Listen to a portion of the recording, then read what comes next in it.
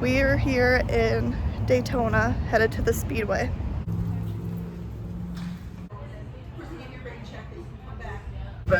Around the outside of the speedway at the top of the track for safety vehicles, maintenance vehicles, ambulance, fire trucks in case they need to get to a certain portion of the track quickly. In 1957, races were held on the sandy beaches of Daytona.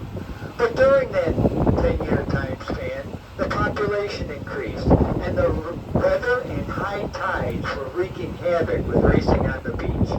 So Bill France thought, all of you to Daytona International Speedway. Nearly 60 years ago, a small-town auto mechanic named Bill France Sr. dreamed of creating a racetrack that was bigger, faster, and more exciting than any before it. In the ensuing decades, his belief in big dreams transformed Daytona International Speedway into finish in the history of the Great American Race. It not only conjured memories of Johnny Beauchamp and Lee Petty's three-wide photo finish in the inaugural 1959 Daytona 500.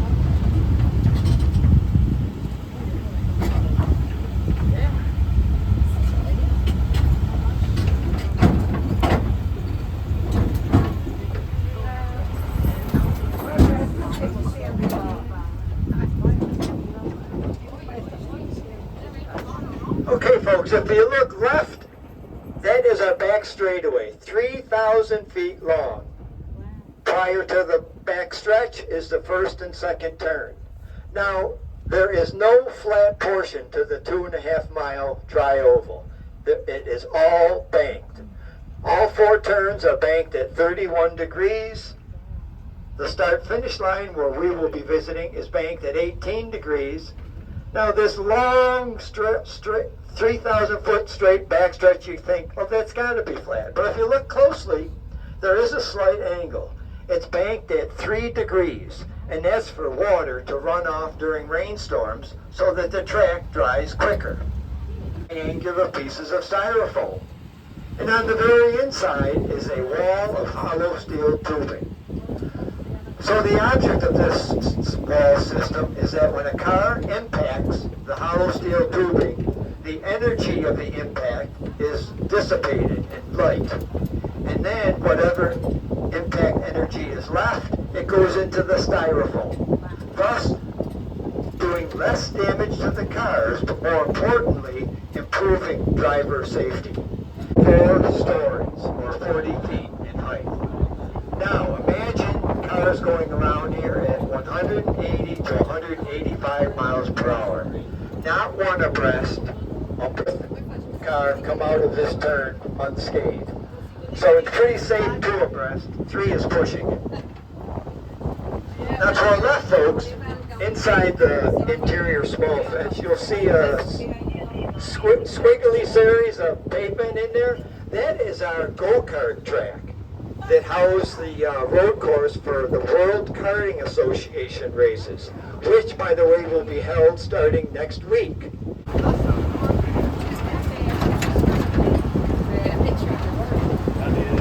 So right now on my left, you'll see the grass. In just a few seconds here, that's going to end to become pavement.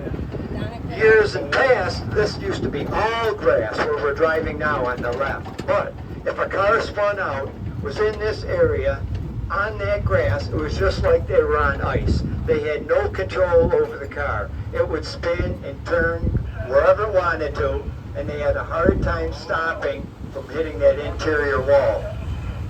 But now, removing the grass and paving it, most drivers have a very good chance of controlling their spin and stopping before they hit that interior wall.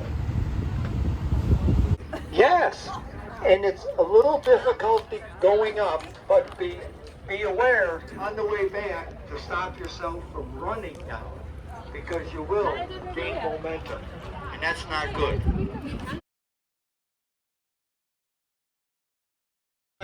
So they record the first car that crosses the stop. Yeah, that's a good idea.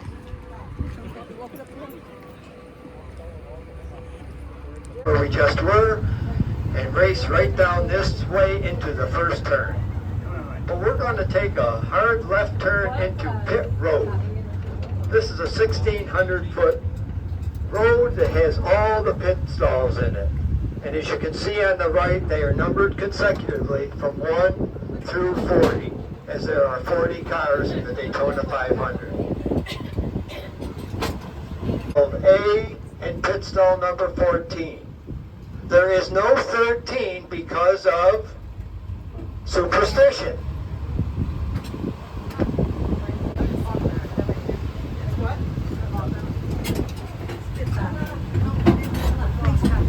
Okay, folks, when I do come to a stop, you may undo the chains on my left. No one is allowed up on the stage for safety reasons. But there are 3 billboards.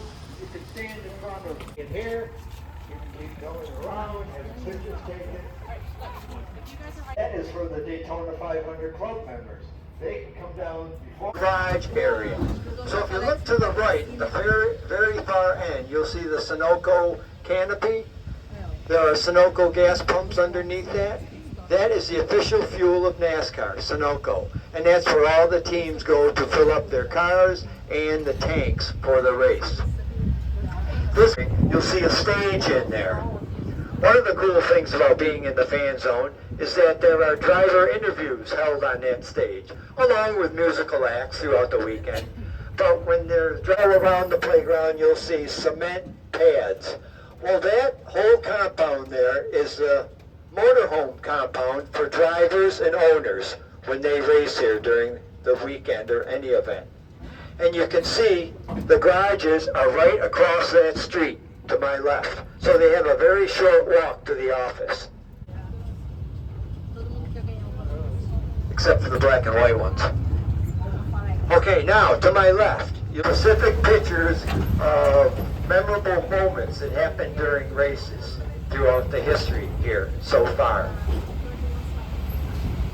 One I want to talk about is coming up on my right. It's a photo of the 2016 Daytona 500 finish. That was our closest finish ever, still to date. Number 11, Denny Hamlin, beat number 16, Martin Truex Jr., his teammate, by 1/1000 of 1 second. That's one of the cars William Byron drove last year. That's on display here. William Byron won last year. They have food, beverages, there are seats, benches here, tables. There are closed circuit TVs that show all the action going on out at the track. To the left, remember the red, white garages with the window and the fan zone? Well, this is just the race. Now those 2 tall black vertical towers on either of your favorite driver, look on that board, it'll tell where he or she is in the race. Now the gray structures inside here, those in front of us, I told you we can't go on the grass. No one can go on the grass. I can't go on. What do you think of the track? It's a lot bigger than it looks on TV. I know. Can't believe how many seats there are. There's a lot of stuff I'll over show you a there. few more things.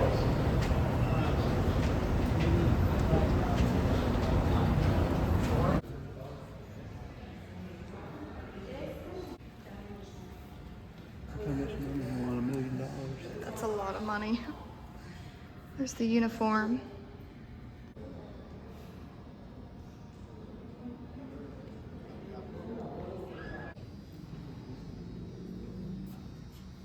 That's a Monte Carlo, isn't it? No, that is a.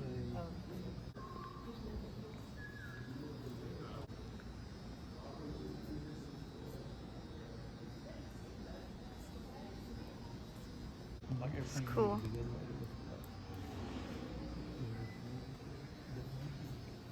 Here, get some pictures and then you... That's cool. You can pay $15 and do the simulator.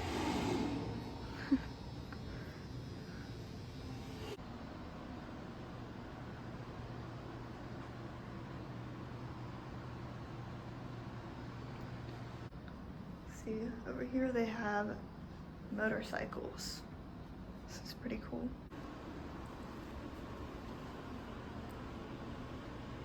There's the helmet.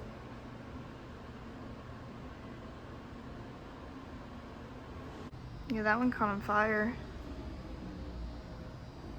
Yeah, they also have drag racing stuff. Those boots. Oh yeah.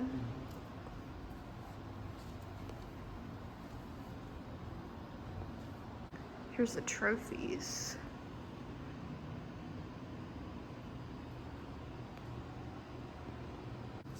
Here's some these old gas pumps.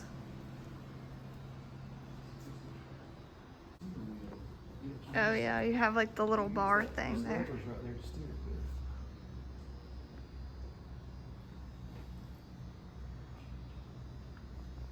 with. And they got Santa hats on.